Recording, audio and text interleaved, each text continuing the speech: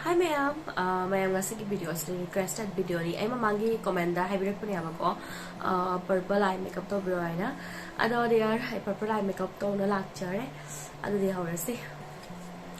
ay ko mai tana lab ne ba ko hose ahan ba da ko ay sige ni via ki moisturizer sa laura ka tay rage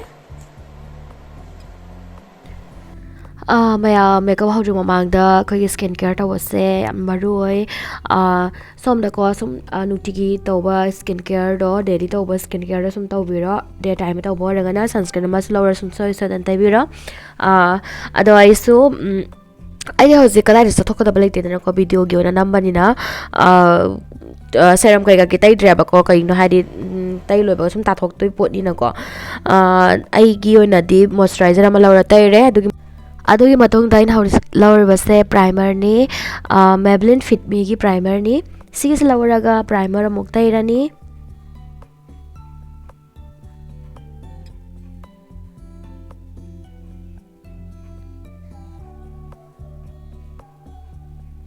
primer taina lore hauzik eye makeup hana tausi ko eye makeup hana taurasi aduga base makeup to kon taurasi ko ahan bada ko ai pisum hana yeklani aina lori base Swiss Beauty gi eyebrow kit adudagi brown amadi black ani do mix tauraga aina pisum yekpani pisum se ko mayam somgi pisum gi leijari ba color do adugi matungin na lauraga teibiu habako somgi pisum ga chana ba color hai tare aigi onari ko brown ga black ka ani se mix tawraga aigi pisum se ga chanai isagi pisum gi color ga chana na yek padona ko yeng matam da natural mali dana ko aduna ni hauji lori ba se inside cosmetic ki concealer palette asidagi ko aigi skin tone se ga chap ma da ba set ama lorani loraga smaina eyebrow se clean to birani ba gi boundary se asmaina clean to basina ko khoina eyebrow yek matam da soi ki ba khot ki ba yaudrane adugi do sum chum thok pi ba yae ba ko concealer se gi mateng na katat khotat na ko aduga loina loina na ko yeng matam da pisum se adi ngan tho ga khoi gi phajan da nan na u ba hai tare mayam sum video se sum ubiram gani aduga fajana muka blend tawrani magi boundary kari ka khoi concealer tai gi bagi hani leitrane khoi gi border kari ka to udana ba fajana blend tawbiramani same concealer du lawrani lawraga mit mathakta madi mit makha tairani maramdi eye makeup hana tawduni ngasi se eye makeup se mayam khara heavy oba eye makeup to bata ragadi base makeup tagi hana ko eye makeup hana tawtho oduna no ngai bani aduna eye makeup hana tawrani ahanbada concealer taire adugi matungda brush malawrani brush malawra fajana blend tawrani kuna ka chin yau da basing do brush na ko khut na smaina finger gi mateng na sum mai blend tawre hausigai dry sponge ama lawre ko dry beauty blender ama lawre ado loose powder ama lawre lawraga smaina set tawbiramani concealer do michari yanga tauna kris lai aduna taina loi baka khudak ta sum set tawbi bako ado excess products in ga loina brush ama lawraga smaina clean taw thok pire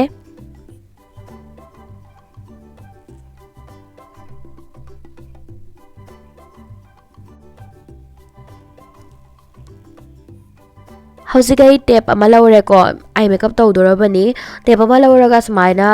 napsale tape se smaina pasana ko tape se lawthrok matam dai ko yai se do magi mapan do ko pura sharp poina smaina mathaklam do khanang jungkhatam tawraga lifted oraga uba ko adumana pamba oraga di smaina nappa sum tawbiro hausigai lawriba se beauty glaze gi color board ki eyeshadow ba ko sigi se ko mayam aina sisna yaina mayam try hai try tawbiru nu abako hai dukjam magi color sing se ko pigmented oi de hai tara yam powdery oi bako tha baga khoi tap tap nap haina color na khalai bani ne do oi de abako yam powdery oi raga mai se sina badu am nungai te hoi magi price dikra hong mani abako 600 nu mana lai gi bani matam duga color me am se yaw bu dugaina sum YouTube daga sum moina phai khole na habe sum legi bani aba ko but sinara matung da koi am pam de do nei kya sina de sigi se hauji ki oira di koi ngona purple color do sigana purple ki family do lo yaura bani na koi na se wana sum season are ahan badai lori base blue color ni blue color ma laura ga ko corner room das maina tai biramani ahan bada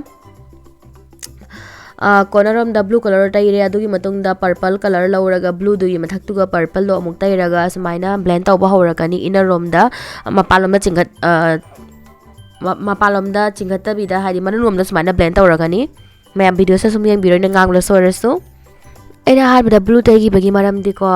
ade kai imna te abako blue do mathak duga purple color do ani do mix tawraga khogi olakwa purple do yam phajaba ko aduna aina blue hana tagi bani sum direct purple lawraga sum tai ba yai blue color leita bata araga di ado ado mathak duga taira ko ai smaina sum blend tawre hauzik aina yam light oiba lavender color do lawraga ko magi smaina aisa tagi bagi join do ko border hai tare magi do yam harsh oina udana ba ko yam soft oina ba fajana ko blend tawgani hakor yeng matam da sum khang mani aba ko aisa do se si se khala marang turangi nandri ko trend le bani aba ko adona brush ma paira ga ko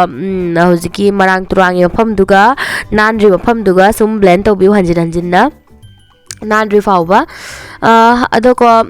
hojik ki color do light oiba color do yamuk hanjin lauraga smaina sum tai gani ahan bada smaina magi border kar kak to fajana soft oi halam gani aduga crease line da muk smaina khar khajik tauna tai biram gani yam kan nadi henadi tai salam moi color se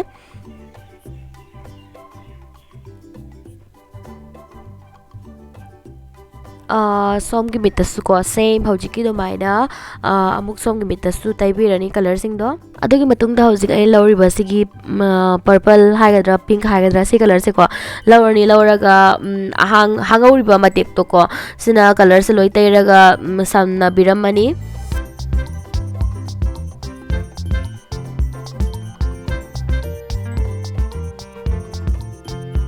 ai brush on dore ko ahan baina tai ba brush to khara color do phajana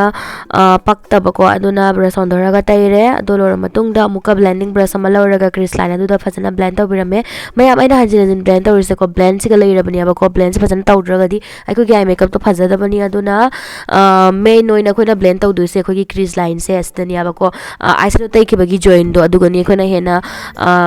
focus tawraga blend to du se hauji ga na tawriba steps se di ko eyeshadow lauraga ko burgundy brown color gi ko eyeshadow ama lauraga ai eyeliner oina smain tawna yekpani direct eyeliner yeksan dabi da ko smaina khara soft oiba look pamagi smain tawna ina eyeshadow lauraga yekchabani aduga mayam asiga ko ai hojik glitter hap to ni abako mit mathaksda glitter hapa pam da boraga di khogi sum purple color da sum simri set leidana ko simri set to lawraga sum happy bayai ayuna di ko glitter hapa pam bagi ai simri set kai ga use taw dre abako met ngakta oina ahan batairaga dogi mathak tuga sum asigi purple color gi glitter se sum happy ramani mit mathaksiga mayam glitter hap to se ko khogi aina hap jari ba jaga di ho sidatani ko khogi mit ki kuna rom da adu hapo ya ba kuna id mit methak ki outer corner rom da ko adu hapoi hojik tape nap ki bodo ko lau thoge tape napi se ko mayam tak ta lai rom mi se ngo sigi se mayam kaim khan gan loina fajana ina tai thoko tong nai blend tawani hausi kaya lawri ba se khara dark oiba purple color ni ko mit mathaki kunarom na tai gi ba purple color ro lawra ko mit makha da su same admaina tai dunia ba ko kuna da gi smaina kunarom da khara dark kham dunia ba ko mit makha da su aduga ai khoi gi mit ki manun rom da hai tare inner rom da na khajik tang light tham duni color se hauzik khara light oiba purple color do lawraga ko hujiki dark tu mathak tu kamu smain tawna tai biraga blend taw biramani hauzik ai lawri ba se pink color ni pink color se lawraga ko smaina inner rom dana sei color se tai biramani tai biramaga color ani hum do phajan tawna smaina mix taw biramgani hauzik ai lawri ba se sige se ko eyeshadow stick ni abako ny begi ado ai sum kajaloina sum season ya abako sige se bronzy color gi ado ine yakchare highlighter ama laure na lauri ba highlighter sa Swiss Beauty gini si highlighter si jamna fai mayam highlighter laura ga inner corner am da highlighter happy ramme hauzik in taw de se ko glitter low dunia ba ko mit mathakta hap ki ba purple color gi glitter do chappa na do glitter lo lo ko mit makha se ga yengo mayam pura inner rom na te adu pura mit ki kunar no sunate ko center du ta ko mit makha gi center do adu ta khoi gi maru se mayam masing oina hare ba da maru se manga taruk rom ko asmai ka chik tang happy ram gani aba yengo tam da khajitang mit se purple color oi kari oi sum akhoi glitter sumain laghalak pado sum phajai aina ko aina sum hapani sumaina to yam ka hena di hapchaloi ko mit makha da haujigai inside ki concealer palette adudagi ko aigi skin tone se ga sum khara sum chanaba color do lora ko dark dogs na loina cover tawrani ahan bra tairani aduga sigi blending brush se sina sum blend tawbirani hauji mayam ka hena dark duk to leitabni nei character kari kaksina da sum ya ba ko concealer sina sum cover oi hauji ga lori base Maybelline Fit Me ki foundation ni six lawra ga do to na har loina sandok pirani aduga beauty blender ama laurani achotpa beauty blender se mayam ahan letting dok piu aduga pachna sumdoga ising taraktra hai batam do aduga use tawdoini ko aduga blend tawdoini akang balauraga blend tawraga di phasana blend tawbanu ngai tabani ba ado ai loriba beauty blender sina NYB gini sigi se yam sina ba yam ngai mayam hong sam honge offer piba matam da ina 99 da logi bani aba ko to kuisu kuire phas yam phai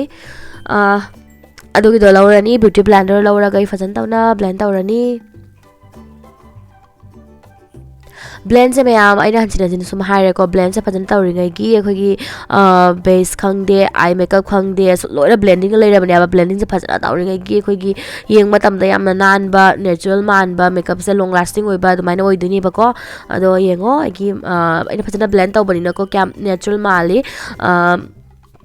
aduga glow ma sum shining ma sum lak pani aba ko phajana proper akhoi skin care tawraga primer tairaga sumaina makeup se phajana step 9 na tawraga di akhoi gi makeup se matam su phajai ngaksam kai kak chedi mayam ai kona sum tairani ko hauji concealer ama laura ka mit makha sumaina khajitang highlight pining bagi aduga khadang swai da khajik chinban swai da khajik ko sumain taibiramani aduga same beauty blender do laura ga muka phajana blend tawthok pirani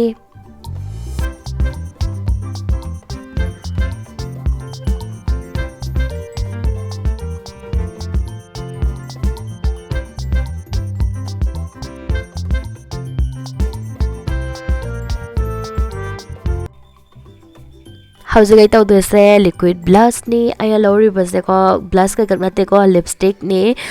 lipstick palette asdagi ko pink akhar dark ko pink color ama lawraga smain taire yeng matam da ko hauji kai ro man bra dark color se but sigi se loina blend tawro matung da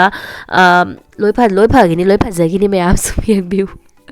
ado ko aina samaya lipstick na tairaga utpadi ko som pham da liquid blush kai kai leitra bataraga su ko kai de ko do season da ya de la kai leite ba ko lipstick na su sum season ba yai tawada ko lipstick do khara creamy oi ba oi ta ba ko yamna akhoi gi dry liquid lipstick na su season ba yai ba oraga su dry liquid lipstick se di tai ba khoi kangsan bani na blend taw tam da wai dina aduna jam kha kanga ga di blend taw da ado khoi na blend taw bo hona ba dai khoi gi foundation kai ka su kok tharak pa hai di phajada ba yai aduna creamy oi ba lipstick gumba laura ga ko sum na blush se sina ba yai hauzik brush ama laura ko brush ama laura ga is maina mit makha dam ko smaina blend taw birame maram di foundation kai ka mit makha da tai gi balina aduga blend taw watam da khaji kharak sum ko ki ba kado ko marang turang leitana ba phajana brush ama laura ga smaina nan biramani aduga mai loina set taw jare compact ama laura ga hauzik ai lori base color essence ki bronzer se laura ga phajana muka contour taw birani mai se matam da hauzik yengo yam flat oraga ngokhot laga lei base phajade dana aduna hauzik aina contour se ki mateng na smaina tawna shape ama pibirani again blush aya lori base Swiss Beauty ki sigi blusher and highlighter palette astagi blush set se lauraga taire adugi matung da nose contour amuk tawrani aduga highlighter hauzik highlighter ama lauraga natona khajik khadang na khajik aduga highlight haidi somna highlight primba jaga sing duga ko akoi gi mai gi khara atongba jaga sing haidare light phubada hek light phubado mai gi aduga langhat akpoda phajagi dana aduna ni aba highlighter tawrise aduga sumaina mai se matam da su dum phajaba ko shape ama koi gi shape taba dumaina lip thread oina uba duna ado kaim kai de nang na ko apa jaga da sum highlighter se sum tai bi bayai mascara ma laura tai re ko aduka hauzik ai tawrise ko aina ꯍꯧꯖꯤꯛꯀꯥꯟꯁꯤꯗꯤꯀꯣ ꯂꯤꯞꯁꯦ ꯑꯩꯈꯣꯏꯒꯤ ꯆꯤꯟꯕꯥꯟꯒ ꯌꯥꯝ ꯑꯆꯧꯕ ꯑꯩꯈꯣꯏꯒꯤ plum ꯂꯤꯞꯀꯁꯦ ꯌꯥꯝ ꯆꯠꯅꯩꯗꯅꯀꯣ ꯑꯗꯨꯅ ꯑꯩꯅ ꯈꯖꯤꯛꯇꯪ ꯑꯩꯒꯤ ꯆꯤꯟꯕꯥꯟꯁꯦ ꯆꯥꯎꯊꯣꯛꯍꯟꯒꯦ ꯍꯥꯏꯅ ꯑꯩꯅꯀꯣ ꯑꯣꯚꯔꯂꯥꯏꯟ ꯇꯧꯕꯅꯦꯕꯀꯣ ꯇꯩ ꯂꯣꯏꯔꯒ ꯑꯩꯁꯦ ꯀꯩꯅꯣꯝ ꯃꯥꯜꯂꯦꯕꯀꯣ ꯐꯖꯕꯗꯤ ꯊꯝꯕꯗꯨꯅ ꯃꯌꯥꯝ ꯑꯁꯦꯡꯕꯅꯤꯀꯣ ꯑꯩꯅ ꯍꯥꯏꯔꯤꯁꯦ ꯇꯩ ꯂꯣꯏꯔꯒ ꯀꯩꯅꯣꯝ ꯃꯥꯟꯁꯤꯜꯂꯛꯇꯅꯀꯣ ꯄꯛꯇ꯭ꯔꯦꯕ ꯑꯩꯉꯣꯟꯗ ꯑꯗꯨꯅ ꯑꯩꯅ ꯇꯩꯅꯗꯤ ꯂꯣꯏꯔꯦ ꯕꯠ ꯑꯩꯁꯦ ꯂꯣꯏ ꯇꯩꯊꯣꯛꯈꯤꯗꯣꯏꯅꯤꯀꯣ ꯀꯣꯟꯅ ꯂꯣꯏ ꯇꯩꯊꯣꯛꯂꯣꯏꯔꯒ ꯑꯩ ꯂꯤꯞꯁꯇꯤꯛꯇ ꯆꯨꯝꯅ ꯁꯨꯝ ꯊꯥꯔ ꯂꯥꯛꯇꯣꯏꯅꯤ ꯃꯌꯥꯝ ꯁꯨꯝ ꯌꯦꯡꯉꯣ ꯑꯩꯒꯤ ꯃꯥꯏꯒꯤ ꯔꯤꯌꯦꯛꯁꯟꯁꯦ ꯎꯔ ꯃꯌꯥꯝ ꯁꯨꯝ ꯈꯪꯉꯝꯃꯅꯦꯕ ꯑꯩꯅ ꯍꯥꯏꯗꯤ ꯃꯇꯝꯗꯨꯒꯀꯣ ꯑꯩꯅ ꯀꯔꯤꯒꯤꯁꯨ ꯇꯩꯔꯨꯔꯤꯕ ꯍꯥꯏꯅ ꯈꯜꯂꯨꯔꯦꯕꯀꯣ ꯆꯤꯟꯕꯥꯟꯒꯁꯦ ꯍꯥꯏꯗꯤ ꯑꯣꯚꯔꯂꯥꯏꯟ ꯇꯧꯕꯁꯦ ꯃꯌꯥꯝ ꯃꯤꯅ ꯇꯧꯕꯗꯗꯤ ꯁꯨꯝ ꯌꯦꯡꯕꯗꯗꯤ ꯑꯗꯨꯝ ꯐꯖꯕꯀꯣ ꯑꯗꯣ ꯑꯩꯉꯣꯟꯗꯗꯤ ꯄꯛꯇ꯭ꯔꯦ ꯑꯗꯨꯅ ꯑꯩ ꯍꯧꯖꯤꯛ ꯁꯤꯒꯤꯁꯦ ꯂꯣꯏꯅ ꯇꯩꯊꯣꯛꯑꯒ ꯂꯥꯛꯇ꯭ꯔꯣꯕꯅꯤ ꯑꯗꯣ ꯃꯦꯀꯞ ꯐꯤꯛꯁꯔ ꯑꯃ ꯂꯧꯔ ꯆꯥꯏꯈ꯭ꯔꯦ ꯃꯌꯥꯝ ꯁꯤꯅꯤ ꯃꯌꯥꯝ ꯉꯁꯤꯒꯤ ꯐꯥꯏꯅꯦꯜ ꯂꯨꯛ ꯑꯗꯣ ꯗꯤꯌꯔ ꯁꯟꯖꯨ ꯁꯤꯡꯍ ꯅꯪ ꯃꯦꯀꯞꯁꯦ ꯄꯥꯝꯕ꯭ꯔꯥ ꯄꯥꯝꯗꯕ꯭ꯔꯥ ꯀꯣꯃꯦꯟꯗ ꯍꯥꯏꯔꯝꯃꯣꯀꯣ ꯚꯤꯗꯤꯑꯣꯁꯦ ꯌꯦꯡꯕ ꯇꯥꯔꯒꯗꯤ ꯑꯗꯨꯒ ꯁꯣꯝꯅ ꯇꯧꯍꯟꯅꯤꯡꯕ ꯃꯦꯀꯞ ꯂꯩꯕ ꯇꯥꯔꯒꯁꯨꯀꯣ ꯁꯨꯝ ꯀꯣꯃꯦꯟꯗ ꯍꯥꯏꯕꯤꯔꯝꯃꯣ ꯑꯗꯨꯒ ꯂꯥꯏꯛ ꯁꯤꯌꯔ ꯁꯕꯁꯀ꯭ꯔꯥꯏꯕ ꯇꯧꯕ ꯀꯥꯎꯕꯤꯒꯅꯨ ꯉꯁꯤꯒꯤꯗꯤ ꯕꯥꯏ ꯕꯥꯏ